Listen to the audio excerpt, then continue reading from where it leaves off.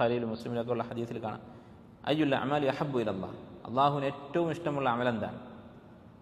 അല്ല, അവർക്കറിയാഞ്ഞിട്ടല്ല. ഇസ്ലാമിൽ നിസ്കാരമുണ്ട്, നോമ്പുണ്ട്, സക്കാത്തുണ്ട്, ഹജ്ജുണ്ട്, ഇതൊക്കെ അവർക്കറിയാം. പക്ഷേ നമ്മൾ ഈ പറഞ്ഞ ബുദ്ധിയാണ്. ഉള്ള സമയം കൊണ്ട് ഏറ്റവും നല്ല അമൽ ചെയ്താൽ കൂടുതൽ പ്രതിഫലം നേടാം എന്നുള്ള മത്സര ബുദ്ധിയാണ് അവർക്കുണ്ടായിരുന്നത്. വിശ്വാസം പറഞ്ഞു സ്വലാത്തു അല വക്തിഹ, സമയത്ത് നമസ്കരിക്കുക, ഫർദ് നമസ്കാരം. അപ്പോൾ ചോദിച്ചു സുമ്മ അയ്യു, പിന്നെ ഏതാണ്? ബിർറുൽ വാലിദൈൻ, മാതാപിതാക്കളോട് നന്മ ചെയ്യുക. സുമ്മ അയ്യു, പിന്നെ ഏതാണ്? അൽ ജിഹാദു ഫീ സബീലില്ലാഹ്, അള്ളാഹുവിൻ്റെ മാർഗ്ഗത്തിൽ ജിഹാദ്. അപ്പോൾ ജിഹാദിനേക്കാൾ പ്രതിഫലമുള്ള കാര്യമാണ് നമസ്കാരവും അതുപോലെ തന്നെ മാതാപിതാക്കൾക്ക് നന്മ ചെയ്യുക എന്നുള്ളത്. താബിഈ ആയിട്ടുള്ള മുഹമ്മദ് ബിനുൽ മുൻകദിർ റഹിമഹുല്ലാഹ്, അദ്ദേഹത്തിൻ്റെ ഒരു സംഭവം അദ്ദേഹത്തിൻ്റെ ചരിത്രത്തിൽ കാണാം. അദ്ദേഹം പറയുകയാണ്, ഒരു ദിവസം രാത്രി സുഖമില്ലാത്ത രോഗിയായ ഉമ്മയെ ശുശ്രൂഷിച്ചുകൊണ്ട്, ഉമ്മയുടെ കാല് തിരുമ്മിക്കൊടുത്തുകൊണ്ട് ഇദ്ദേഹം രാത്രി മുഴുവനും കഴിച്ചുകൂട്ടി. മുഹമ്മദ് ബിൻ മുൻകദിർ റഹിമഹുല്ലാഹ്.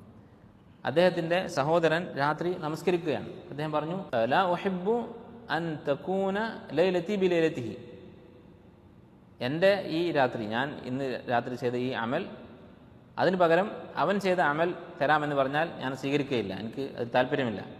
അഥവാ ഈ ഉമ്മാൻ്റെ കാല് തിരുമ്മി കൊടുക്കുക എന്നുള്ളത് ചെറിയ അധ്വാനമുള്ള കാര്യമാണ് നമസ്കരിക്കുന്നതിനെ അപേക്ഷിച്ച്. പക്ഷേ ആ നമസ്കരിച്ചതിൻ്റെ പ്രതിഫലം എനിക്ക് തരാം, ഈ പ്രതിഫലം അവന് കൊടുക്കുക എന്ന് പറഞ്ഞാൽ ഞാനത് സ്വീകരിക്കുകയില്ല. കാരണം എന്താണ്? അത് വെറുതെ ഒരു വികാരത്തിൻ്റെ പുറത്ത് പറയുന്നതല്ല, ഈ ഹദീസാണ് കാരണം. അയ്യുൽ അമലി അഹബ്ബു ഇലല്ലാഹ്, അതിൽ നമസ്കാരം ഫർദ് നമസ്കാരമാണ്. അത് കഴിഞ്ഞിട്ട് പിന്നെ ബിർറുൽ വാലിദൈനാണ്.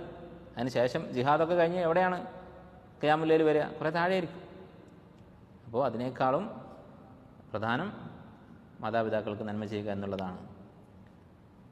അപ്പോൾ ഇങ്ങനെ അമലുകളിൽ കൂടുതൽ നല്ലത് ഏതാണ് എന്ന് അന്വേഷിച്ച് മനസ്സിലാക്കി അതനുസരിച്ച് പ്രവർത്തിക്കുക.